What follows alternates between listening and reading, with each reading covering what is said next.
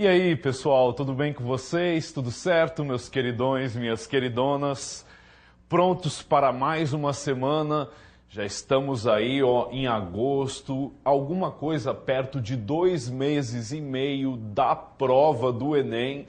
Então, tomara que vocês estejam com muito empenho, com muito afinco, com muita vontade de estudar e de se preparar e de não perder tempo para conquistar os seus sonhos ou para construir, né, essa estrada em direção aos seus sonhos que passa inexoravelmente pelo Enem, né?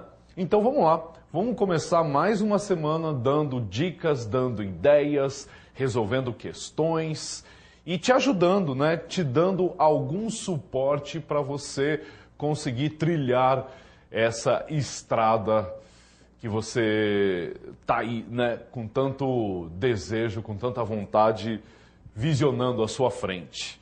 Tudo bem? Tudo bem, Denise? Tudo certo? Certo. Contando os dias para o Enem, está chegando, logo na sequência vestibular. Então, o pessoal deve estar já apreensivo, aguardando essa data, mas agora é a hora de acalmar os ânimos, ir assimilando o conteúdo e ir em frente. Perfeito, né, pessoal? Com calma e com vontade a gente chega lá, tá bom? E olha só, a gente diz aqui, né, eu, a Denise, tenho certeza que outros professores de ciências humanas também batem nessa tecla, de estar atento às atualidades. Isso é muito importante para o Enem. Ele te ajuda a ir bem no Enem e ele é, sim, uma forma de preparo para o Enem. Então, a leitura do noticiário, a visita aos portais de notícia, né, tomar o costume, criar o costume de ler um jornal diário, uma revista semanal, um periódico, né, de assistir telejornais na TV aberta, na TV paga. Isso é muito importante para o Enem. Então, uma dica para você, né? Para o ano de 2015, nós temos aí, desde o final do ano passado e no começo desse ano, uma notícia que não para de aparecer, que são os graves e delicados problemas relacionados aos direitos humanos que nós estamos assistindo com a intensidade da imigração de africanos para a Europa. Então a gente vê aqueles barcos com 2.000 africanos naufragando ali no Mediterrâneo, né? Milhares de pessoas morrendo, ou se chega na Europa, chegam em situações deploráveis para viver uma vida incerta de imigrante ilegal, sem direitos trabalhistas, ok? Então toda essa conjuntura, tanto histórica quanto social, atual, ela é sim um tema quente para o Enem. E se você está acompanhando a leitura desses telejornais, a leitura desses jornais, assistindo esses telejornais, você com certeza, né, é mecânico, você vai ter mais condições de ir bem na tua prova, de resolver bem uma ou duas questões que apareçam relacionadas a esse tema, de repente fazer bem uma redação que possa trazer alguma dimensão social relacionada a esse problema. Legal? Então, olha só, hoje eu vou começar resolvendo uma questão que em 2011 era uma atualidade. Ok? O Enem vai recortar a atualidade ali de 2010 e 2011, trazê-la para a prova de ciências humanas e, a partir dela, levantar uma questão relacionada a meios de comunicação e política. Perfeito? Vamos ver como isso acontece? Joga lá para a gente na tela, por favor. Tá lá, né? O alcance da internet é o primeiro tema, é o tema dessa questão. A questão 1 da prova de ciências humanas abria os trabalhos do Enem 2011, né? Considerando que a prova de ciências humanas é a primeira lá no caderno de questões do dia de sábado, do primeiro dia do Enem. Então, olha lá, leiam comigo. No mundo árabe, países governados há décadas por regimes políticos centralizadores contabilizam metade da população com menos de 30 anos. Desses, 56% têm acesso à internet. Olha só, né? E vem os dados importantes aí. Esse dado é importante, né? Desses países que há décadas são governados por regimes políticos centralizadores, da população com menos de 30 anos, 56% têm acesso à internet. Sentindo-se sem perspectivas de futuro e diante da estagnação da economia, esses jovens incubam vírus sedentos por modernidade e democracia. Olha que frase interessante, né? Olha que frase que permite uma série de discussões, de reflexões políticas. E aqui eu peço a ajuda da Denise. Denise, a gente lê essa frase, mas a gente lê essa frase, um aluno ou outro, ele deve ficar assim, né? Incubar um vírus sedento por democracia. É como se isso fosse um problema. Não, né? Ele está falando algo, a metáfora que ele usa aqui é boa, né? Na verdade, as aulas de português ajudam nesse aspecto, muito, né? Lá, quando você aprendeu com seu professor denotação e conotação, então a denotação são as palavras inseridas dentro do dicionário, em seu sentido real. Perfeito. Já a conotação, justamente, são aquelas no sentido figurado, daí aquilo que você acabou de falar, assistiu às aulas de português, a metáfora, né? Então, nesse caso, incubar os vírus não é no sentido literal, mas no sentido de espalhar nas redes, né, no caso, que é o que ele vai trazer um pouco mais adiante, espalhar esse sentido, esse aspecto referente à modernidade, à democracia. Então, olha só como é importante você ser um bom leitor, de você ter essas noções de língua para poder interpretar com qualidade a sociologia, a história que estão aí nessa questão. Incubar o vírus, isso é ruim lá nas aulas de biologia, né? Porque nós estamos guardando o vírus, é como se nós estivéssemos ali, ó, com ele em nossos corpos para, em algum momento, ele se manifestar. Então, ele usa essa imagem de guardar um elemento dentro de nós mesmos que em algum momento vai se manifestar, mas não para falar de uma doença, não para falar de um crime, mas para falar de democracia. Se nós estamos aqui em países centralizadores, ou seja, autoritários, ditatoriais, que não dão liberdade de expressão, essa população mais jovem, que mais da metade tem acesso à internet, está lá, ó, com a democracia, com a modernidade dentro dela, querendo explodir, querendo botar ela para fora. E a Primavera Árabe, esse é o tema aqui da questão, a Primavera Árabe foi o momento em que esse vírus, explodiu para fora. Vamos continuar a nossa leitura lá, ó. Em meados de dezembro, isso de 2010, um tunisiano de 26 anos, vendedor de frutas, põe fogo no próprio corpo em protesto por trabalho, justiça e liberdade. Uma série de manifestações eclode na Tunísia e como uma epidemia, olha aí, ó, ele usando novamente a metáfora, né, da doença, da patologia, como uma epidemia, o vírus libertário começa a se espalhar pelos países vizinhos, derrubando em seguida o presidente do Egito, Hosni Mubarak. Sites e redes sociais, como o Facebook e o Twitter, ajudaram, olha aqui, essa frase é fundamental, hein? Sites e redes sociais como o Facebook e o Twitter ajudaram a mobilizar manifestantes do norte da África a ilhas do Golfo Pérsico. O importante aqui é o verbinho, perfeito? Ajudaram. Eles, né? Vamos lá, um pouquinho de cuidado com a sua compreensão dos verbos. Quando eu ajudo, eu faço parte de uma ação coletiva. Eu contribuí para que algo acontecesse. Eu não sou o único responsável. E aí está o ponto. Perfeito? Aí está um ponto para você refletir. Quando nós falamos aqui da internet, não se trata de dizer que as redes sociais foram as responsáveis, mas que elas têm alguma parte nesse processo. Elas são corresponsáveis, elas são um dos fatores para que a coisa acontecesse. Perfeito? Então, olha só. Primavera Árabe estava nos jornais de 2010, 2011 a rodo.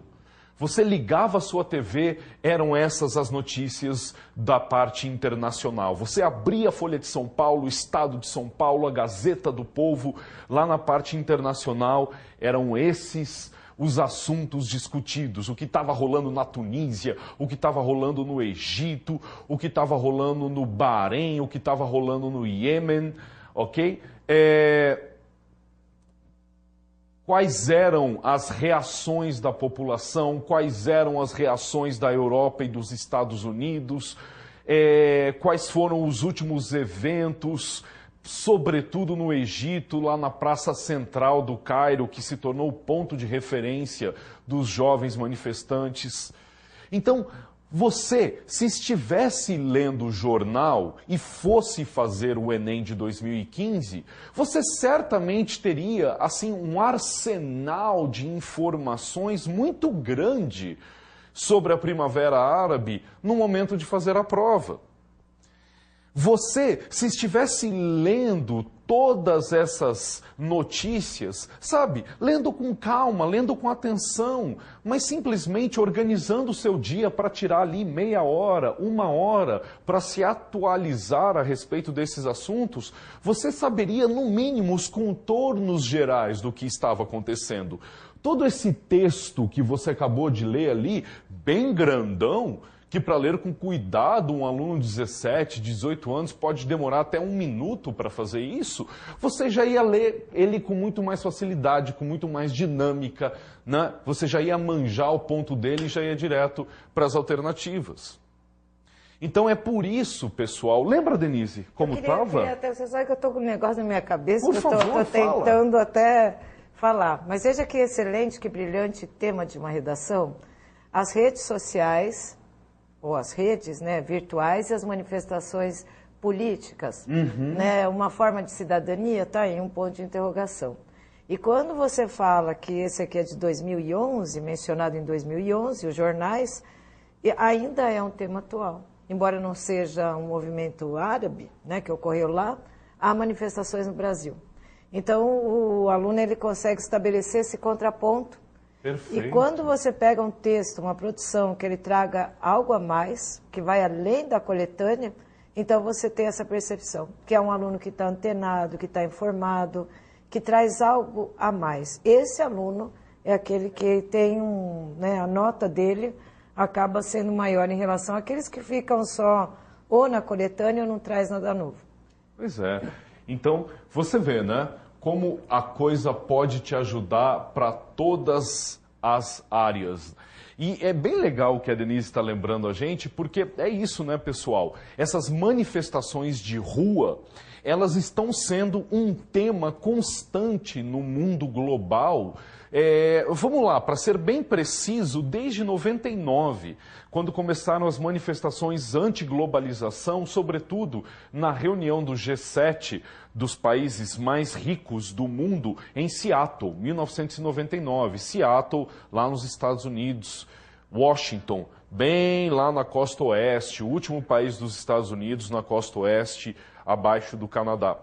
Desde 99, essas manifestações vêm sendo mais e mais recorrentes a nível global. Nós vimos isso se intensificar a partir da crise econômica de 2008.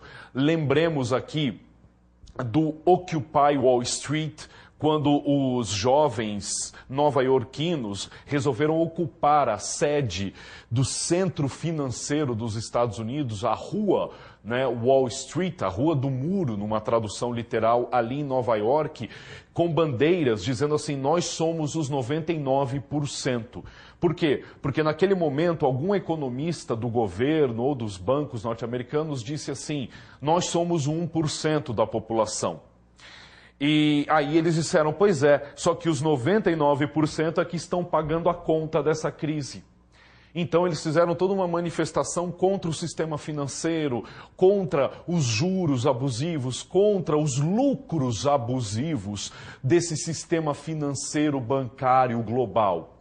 Isso reagiu também, isso eclodiu bastante na Espanha também, com jovens espanhóis ocupando algumas praças, e inclusive agora, entre 2013 e 2014, esses manifestantes de 2009 na Espanha se transformaram em partidos políticos. Eu acho que eu comentei isso com você nas minhas primeiras aulas. A atual prefeita de Barcelona foi eleita agora há pouco, alguns meses atrás, em 2015, a Ana Colau. Ela é uma das líderes dessas manifestações. Ela era uma grande líder de movimentos sociais contra a tomada de casas que não estavam sendo pagas, que as parcelas estavam atrasando. Então eles iam lá, sentavam nos apartamentos, sentavam nas casas, não deixavam a polícia invadir. Tem várias fotos da Ana Colau sendo presa, sendo carregada pelos policiais e, né, ali, 2, 3 anos, 4, 5 anos depois, ela se torna prefeita de uma das cidades mais importantes da Europa, certamente a segunda cidade mais importante da Espanha.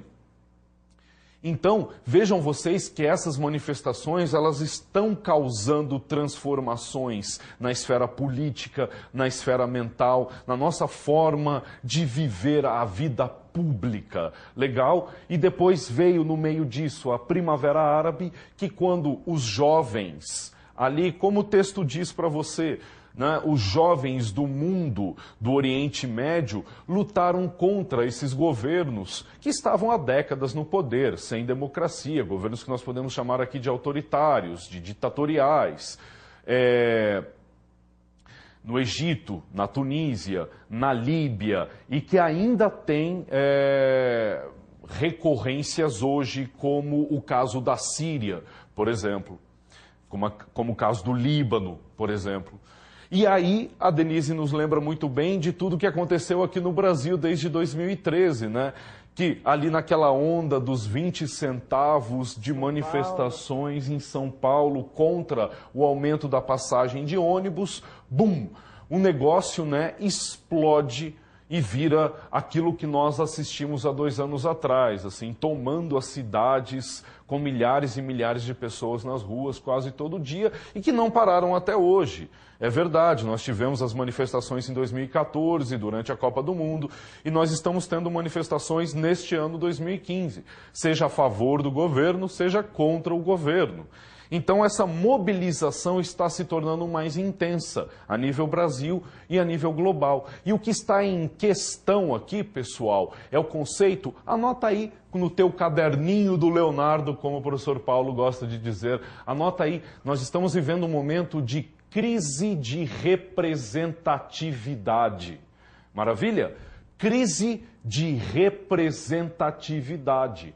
Porque o sistema democrático atual, contemporâneo, em quase todos os países que são democracias, é o sistema representativo. Então você vota em alguém e essa pessoa ganha o direito de decidir por você lá dentro do governo, seja como deputado, seja como presidente, seja como governador. E o que as pessoas estão questionando agora é o seguinte, olha, você representante, não tem o direito de, quando recebe o meu voto, esquecer dos meus interesses. Se eu voto em você e você vai lá e decide contra as nossas vontades, eu vou te cobrar isso. E mais ainda, o sistema representativo, parece que não está funcionando, é o que esses manifestantes estão dizendo. Eles querem participar mais ativamente da vida pública. Eles não querem só delegar o seu direito de decidir a um terceiro.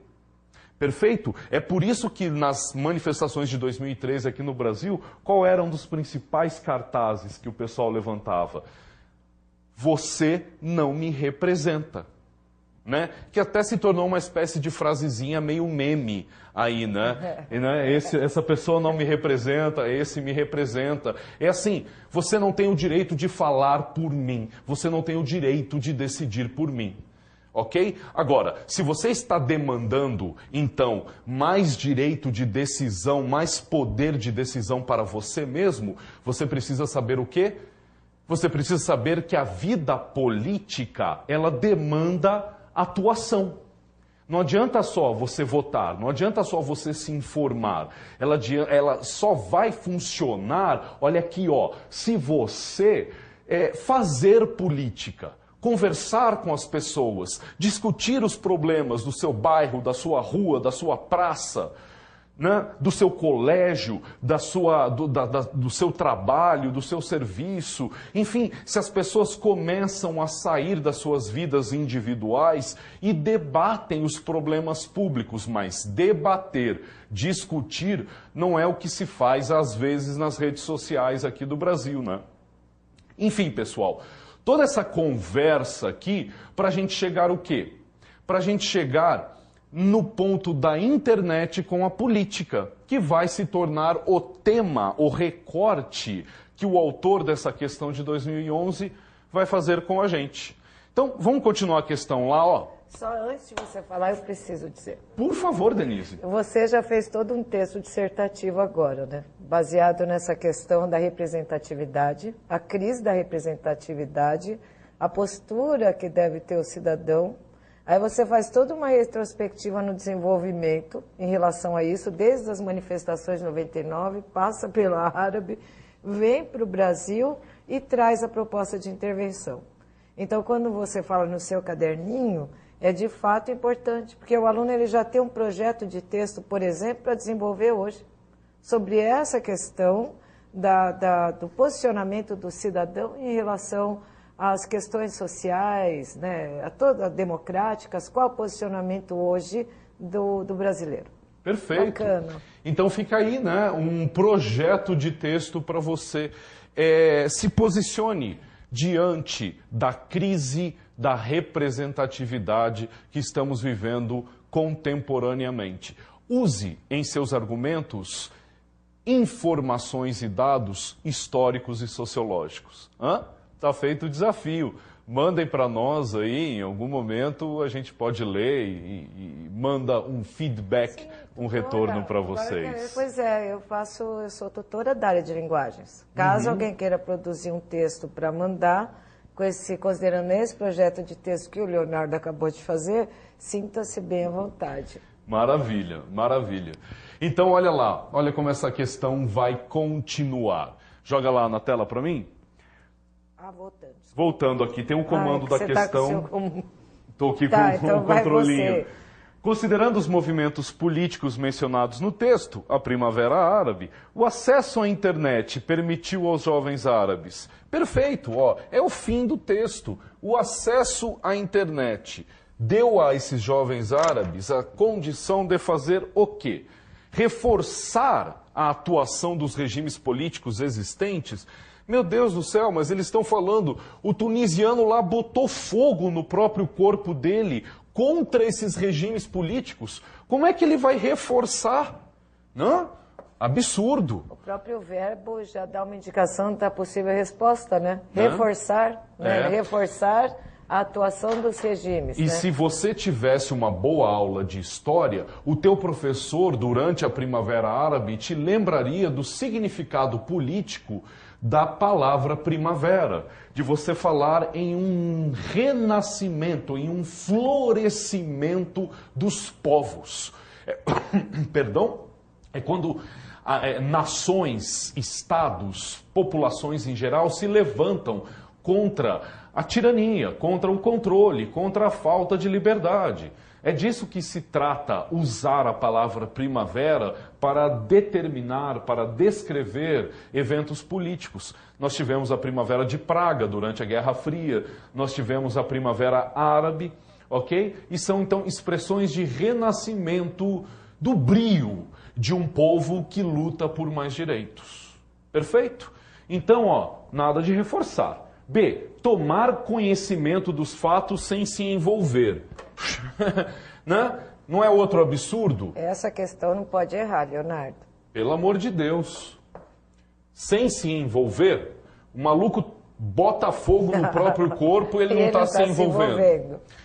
Manter o distanciamento necessário à sua segurança.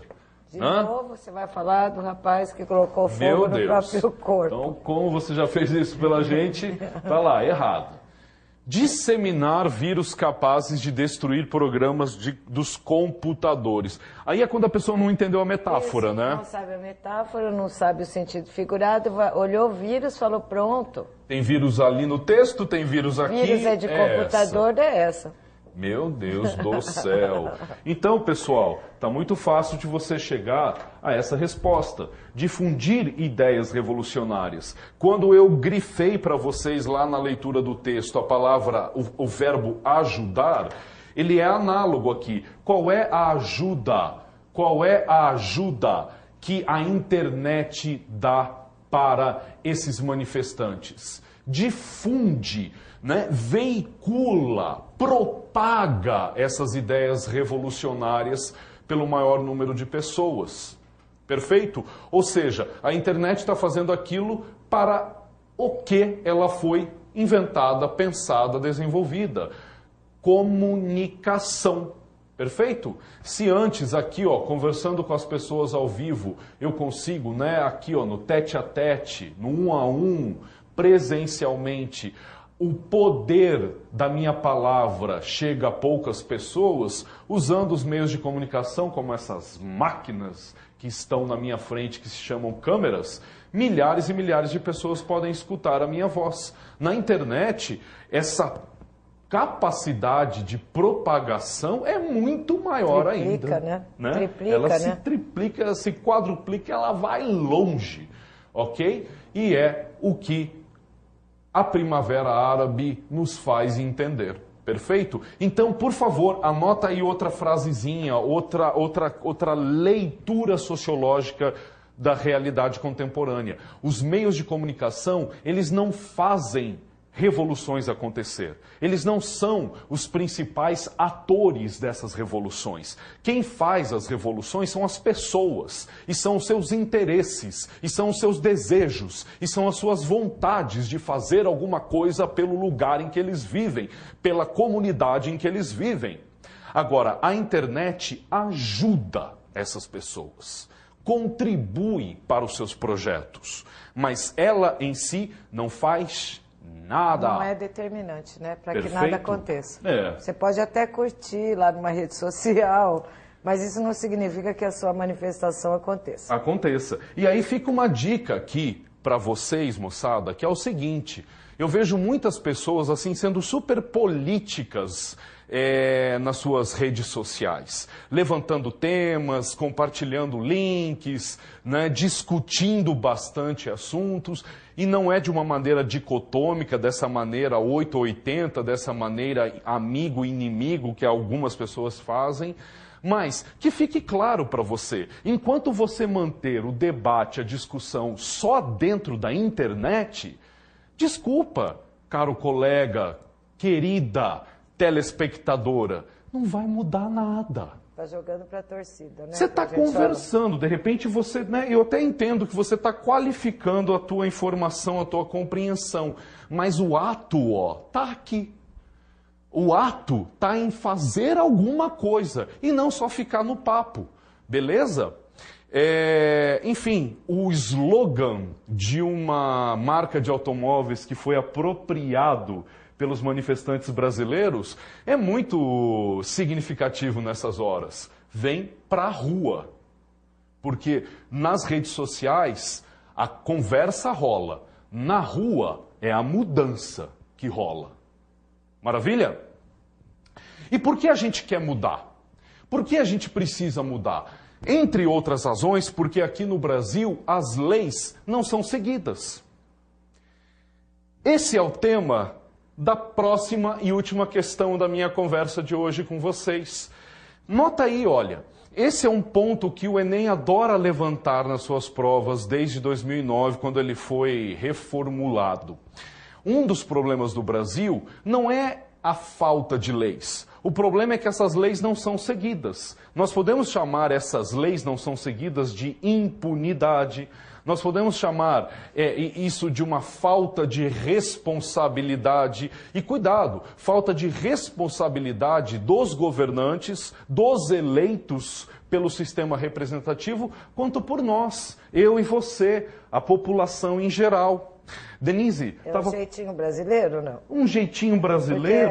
O que eu vejo muitas pessoas falando em corrupção. Uhum.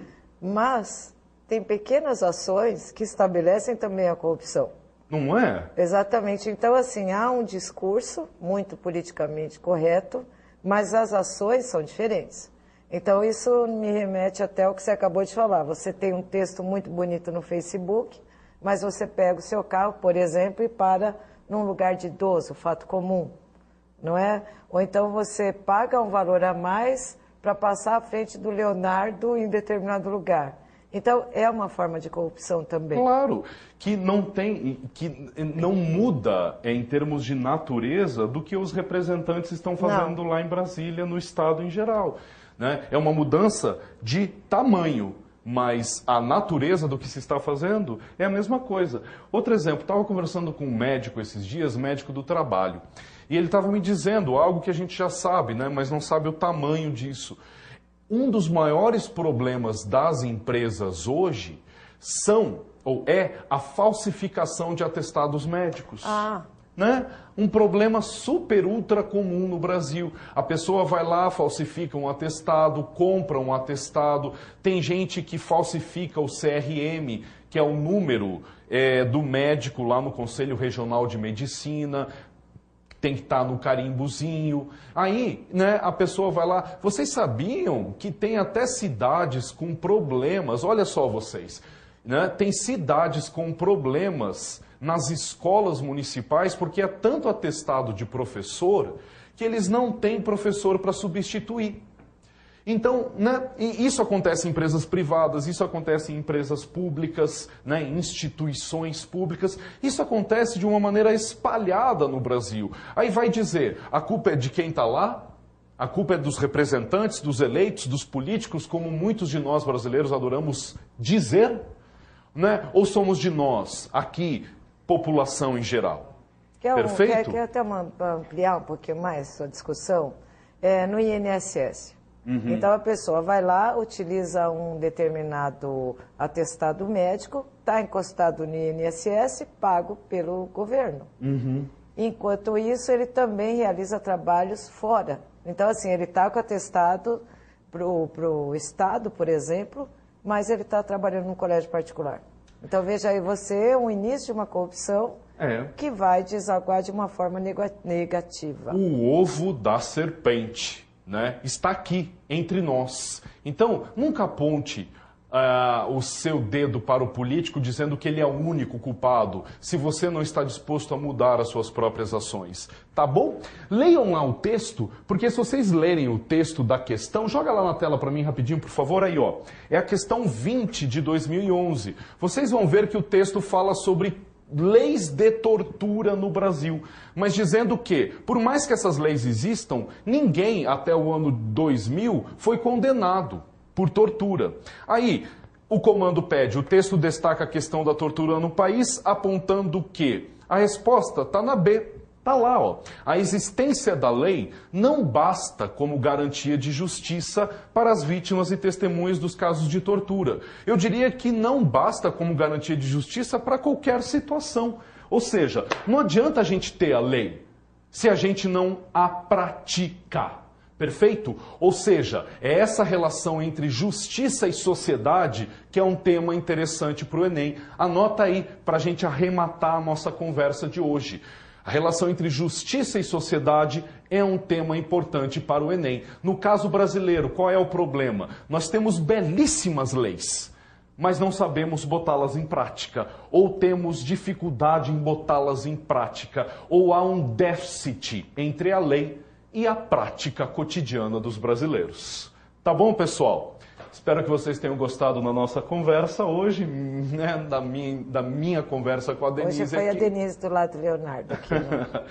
E fiquem bem, até a próxima segunda. Um grande abraço para vocês. Tchau, tchau.